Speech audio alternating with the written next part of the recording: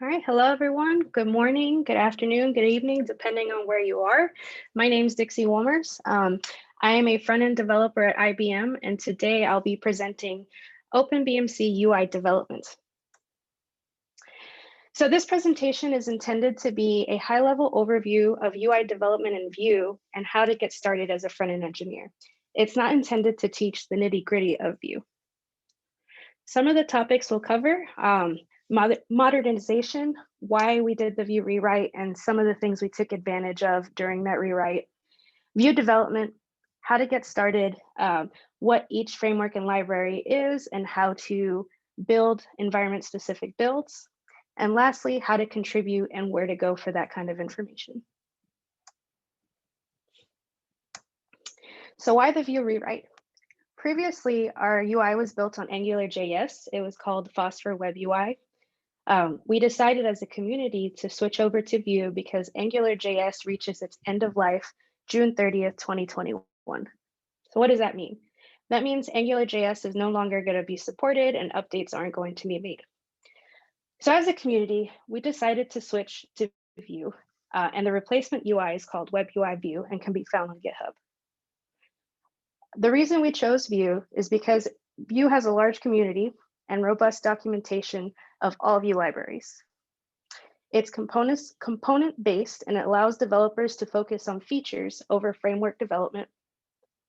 And it increases UI consistency, quality, and speed of delivery. Not to mention, we've been able to take advantage of Redfish and include full Redfish support in the rewrite. Some important stuff that we were able to incorporate during the rewrite is accessibility and incorporating principles and practices that ensure compliance with the Web Content Accessibility Guidelines. If you look in the demo on the top right-hand corner, you can see that tab order is correctly functioning within the UI. This is important because nothing is more frustrating for a keyboard user than tabbing through a UI and having the UI just bounce all over the place in a way that doesn't make sense. So it's very important for front-end developers to verify tab order follows the expected application flow and verify the keyboard interaction works on all elements. Lastly, we support zoom level using responsive design.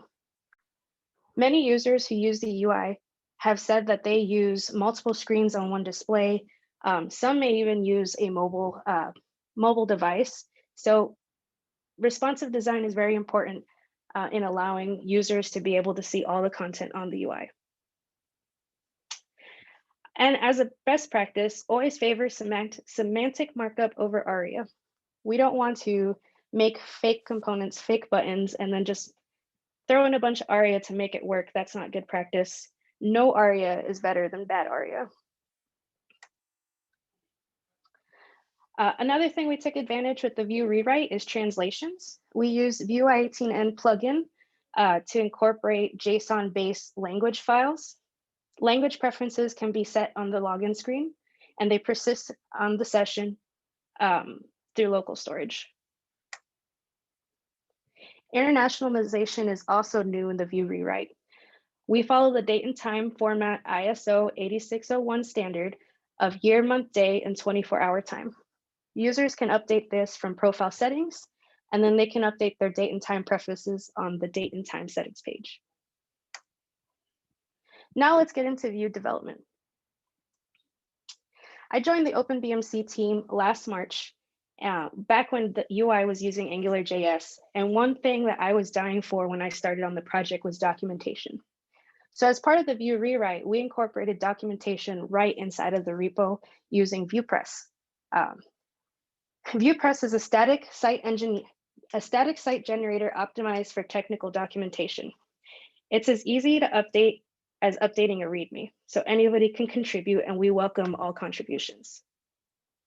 So what's included inside of the documentation? We have coding standards, guidelines, components.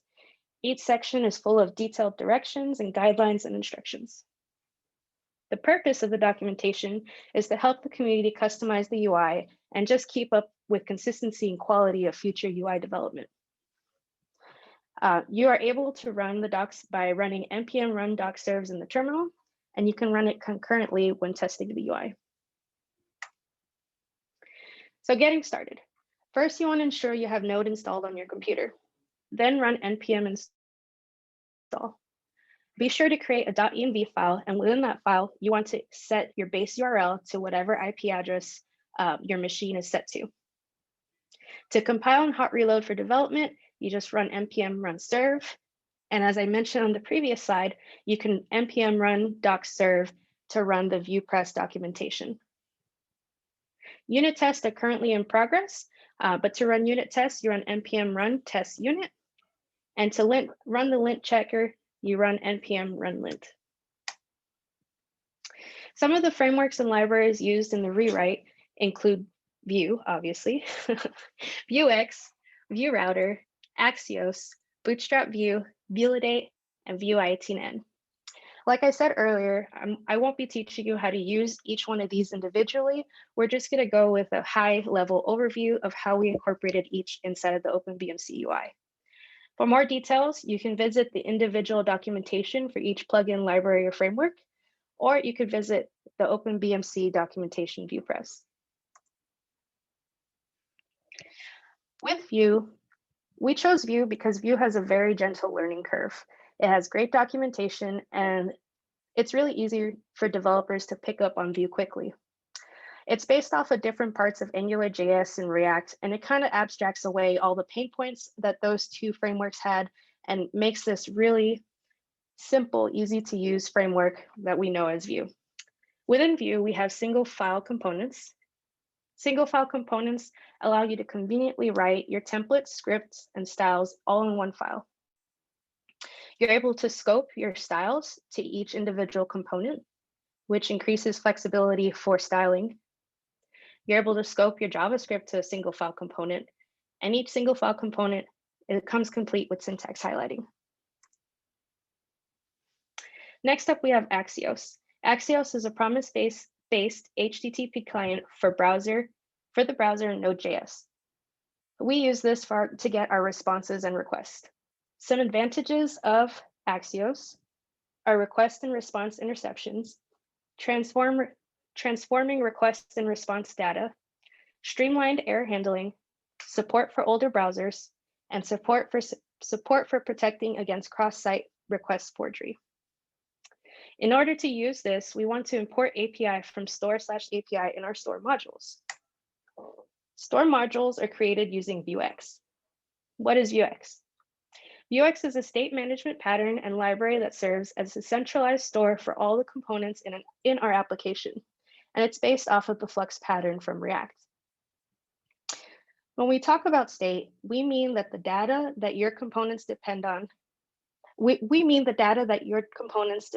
to render. Without Vuex, as our app grows, each Vue component might have its own version of state, which can get pretty messy. But if one component changes its state and a distant relative component needs access to that new state value, we need a way for these two components to communicate. Vuex provides that single source of truth for us. When we store state within it, our state becomes a lot cleaner and a lot easier to navigate. Now every component that relies on our global state can have direct access to it. Within our store, we also contain the application's API calls. And stores can be configured for individual environment-specific builds based on company requirements. Next up, we have Vue Router. Vue Router determines which pages are accessible within the UI. Routes can also be customized depending on environment-specific builds. Another important library that we use is Bootstrap Vue. It's responsive, it's mobile first, and ARIA accessible component library. We chose Bootstrap Vue because of the ability to theme and customize. It enables us to focus on features over component development, saving us a lot of time. It also has tons of components that we don't need to build from scratch. Progress loaders, alerts, table components, radio buttons, form field components, and the list goes on. All the components can be found within the Bootstrap Vue documentation. Components are also easily customizable using theme colors and override variables. In this example, enable validation icons can be turned on with a simple true or false value. So if a company chooses to enable their icons, they can do so by customizing their styles in their environment-specific build. Other options include rounded buttons, color changes, style changes. Here we see Validate. Validate is a lightweight model-based validation for Vue.js. We chose this because it's community supported for validations, and we didn't want to reinvent the wheel by having to recreate a format for validations when Validate already does it for us. It works very well with Bootstrap and is easy to incorporate. Vue 18N is a plugin that allows us to add translations to the UI. Here are some conventions, some JSON conventions for the individual language files. When you create a language file, add common component objects together, like app header and app navigation. Page-specific objects should be prefixed with page. Any major child component should be nested inside specific objects, like tables or modals. And you want to avoid complex link locale messages and always alphabetize object keys within their nested properties.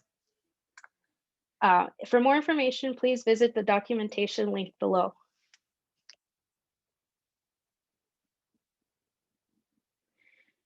A cool feature with the UI, the Vue Rewrite UI is configuring environment-specific builds. This allows different companies who fork the project or who are working alongside the project to customize their theming, their stores, their routes, and app navigation, depending on if they have other features that may be specific for them that aren't needed for everybody else.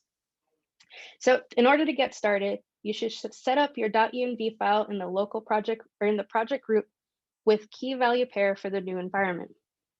If you're making customizations to any of the following, ensure that you include that inside the .env file for theming, store, router, or app navigation. Detailed instructions can be found in the README within the repo for the env files. Here's an example of customizing themes. In the env file, you could see the environment name is set to IBM, and we are setting custom styles to true. This allows us to change our colors based off of our theme. Other companies can just go in there and change the Sass variables to any other colors they choose, resulting in various different themes, but in the same UI. How to contribute. Contributing is easy. Everything lives in GitHub. Within the WebUI repo, there are two project Kanban boards. The first project Kanban board is for help wanted issues. If you'd like to pick up an issue, just go ahead and leave a comment and a maintainer will assign you to the story and move it to the in progress column. The second Kanban board is for design reviews. Whenever a new feature is added or a design is proposed, that will be added for review within this Kanban board. Please join us every other Wednesday at 10 a.m. Central Time for a bi-weekly review of the design community proposals and changes. Everybody is welcome. And if you'd like to see our agenda ahead of time, please visit the GitHub wiki for the GUI design workgroup.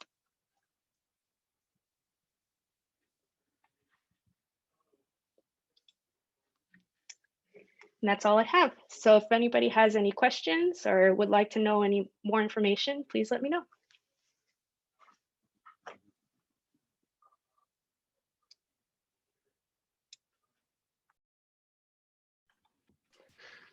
Hey, Dixie, how does working with Vue compare to working with Angular.JS? Is it easier to work with? So I could definitely talk on my personal experiences with that. Just documentation alone, I am very, very big on documentation. With Angular.JS, as a brand new developer on the project, the documentation didn't always explain things clearly. There weren't a lot of examples online. There wasn't a lot of community support. So it's kind of like fending for yourself, which is very difficult for newer developers. This time around, I was new to Vue as well, but it was much easier to find support, much easier to find guidance and learning. And there's just, everything is updated and tested and community supported. As far as learning about all the different parts, I think that documentation made it easy to get started and ramped up quickly. It felt very similar to AngularJS in a way with the view model and the way things are rendered. So it wasn't too difficult of a transition. It just took a little bit of an adjustment. But once that was over, I absolutely fell in love with Vue immediately. Thanks, that was a great question. Here, Dixie, quick question on Vue. Is it supported on OpenBMC currently? And if I need to use this feature, do I need to do anything on BMC image? No, you do not. It should be already pushed to master, if I'm not mistaken. So I don't need to enable or anything, add as a feature. It should be there already. There's depending on what machine you're building, it's a one-line change to switch if you're using Phosphor-WebUI to WebUI Vue. So by default, it is Phosphor-WebUI is being enabled? Every machine has to enable Phosphor-WebUI, and most did. So switching to WebUI Vue is a one-line change. I can post a Garrett commit in here showing an example of switching IBM switching some machines. Okay, yeah, because in our Teokapas machine, we have not added anything for WebUI or WebView. So do I need to enable because when I build my Teokapas image, so I just wanted to know what WebUI is enabled by default. Is it Phosphor-WebUI or WebUI View? Neither is. Neither is. So I need to enable that. Okay. Yep. It would be a one-line change. I'll throw a Garrett commit into the chat. Sure, great.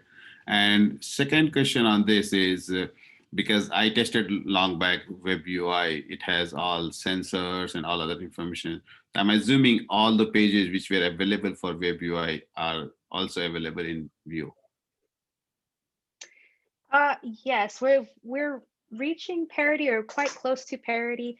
I think the next features that are being worked in are enabling DHCP, and I can't remember off the top of my head what other features are on the way. I think SNMP management is still in the works, but everything is online within GitHub, and you could see what features are being worked on. And within the README on the WebUI View, it shows what features aren't yet included to reach parity, but we're just about done. We're almost to parity and adding new features. Yeah, one of the features I am interested in, which I was seeing in WebUI, was the SOL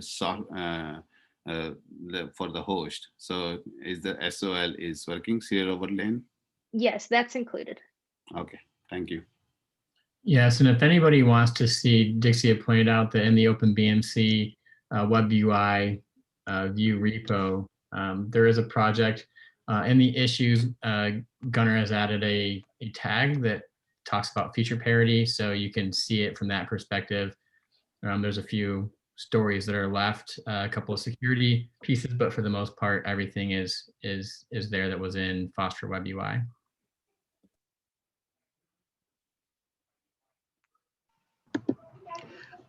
I also have another question. So we are working on a profiler, and I started looking into Vue WebUI starting last week, and I was wondering if it's possible to integrate the front end of this profiler that basically gives us a good overview on all of the dbus events.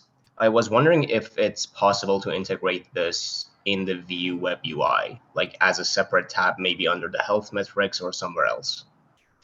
So if I can reframe the question and see if I understood, you're asking if you can add a specific page that's just specific to your needs? It's not specific to my needs. It will help the community in general. It would be basically a profiler that gives everybody a good insight on all of the events that are happening on the dbus. Well, If it's not a page in the UI, I'm not 100% sure, but in the project's Kanban board within the web UI, an issue can be open, giving more details and explaining. I'm not quite an expert on the dbus events and what's going on there, so I'm not sure if that's going to be a table that shows up on the UI showing all the activity or how that's supposed to work. But I would recommend opening up an issue and adding all the details in there, and then we can address it. Awesome. Thank you so much. Thank you. And I would also ask too, like if it's something that's supported by Redfish, because that's the one thing I think that we may have glossed over a little bit, is that this is fully Redfish driven, which is not true for Phosphor-WebUI. I see, but I can see like the Vue front end, the Vue UI is actually using the web server, right? So if there's a functionality on the web server to host, for example, static files, can we like privilege use that functionality instead of Redfish? Oh, we want to go full Redfish and continue on that path. I see. Thank you.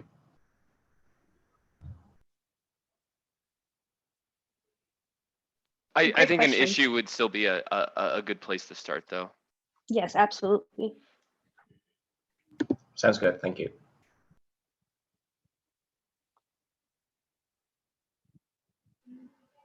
Thanks, Dixie. There is one quick clarification. So you mentioned like Vue is the alternative for the Angular.JS. Were there any other alternatives you considered before nailing down on the Vue? We've thought about Angular, but we kind of lean more towards Vue.js because it was smaller. The footprint was smaller. It was more lightweight. There were more plugins, libraries available that are frequently updated and popular with Vue.js. They're even supported by the Vue.js core team, which is really important because as Vue.js progresses and evolves into something else, that Vue.js core team is still going to work with those approved libraries that come with Vue.js like Vuex and Vue Router. We didn't really experience that with Angular.js, and we didn't see that much popularity in regards to that in Angular, and Angular was a lot bigger, so that's the reason why we decided to go with Vue.js. Is this a trend like all the other customers of Angular.js? They're moving towards this Vue in the other projects? I'm not 100% sure on that, but based on my research, the creator of Vue actually took components from Angular.js and different features and the way it works and incorporated it into Vue. So for developers who are accustomed to Angular.js, it would be a simpler transition because Angular itself is completely different from Angular.js. So we figured if it's going to be completely different anyway, we would weigh the costs and the benefits, the pros and the cons between Angular and Vue and see which one would meet our needs better, and the smaller framework one. And we also took into account, as Dixie had mentioned, ramp up time and ease of learning. And when you look at the three most popular front-end frameworks of React, Angular, and Vue, Vue actually has the shortest learning curve. It fits most into how semantic HTML and how it's in your native web development technology. So that was one of the other considerations, that we can include just the libraries we need, where Angular was more prescriptive and everything comes bundled. And also we could choose between TypeScript and JavaScript, and we chose JavaScript over TypeScript as well for right now for that ease of learning. Awesome, thank you.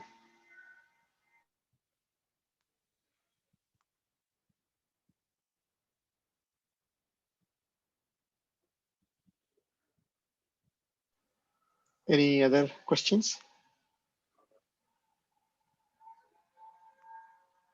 Yeah, if not, I will thank Dixie for your time. Awesome presentation. Thank you so much. And again, if anybody wants to join us, every other Wednesday we have our design work group meeting. Everybody is welcome. We highly encourage it, as well as participating in the GitHub Kanban boards. Thank you for watching my presentation. Have a great day. Thank you. Thanks a lot. Thank you all. Thank you. Bye.